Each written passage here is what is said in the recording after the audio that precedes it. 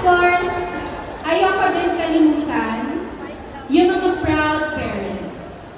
So I know kayo po naglaan kayo ng oras sa mga anak ninyo para makasama sila sa special day natin ngayon sa graduation nila.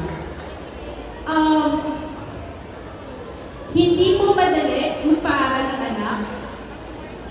Alam po natin lahat yan. So simula sa baon ng mga bata, sa uniform, and unexpected school expenses, we all know it is very hard to raise a child and to send them to school.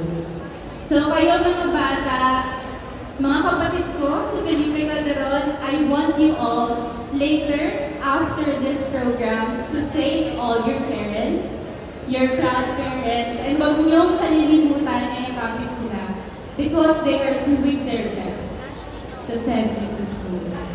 So congratulations po dear parents for today. And of course, hindi naman natin pwedeng kalimutan yung mga teachers.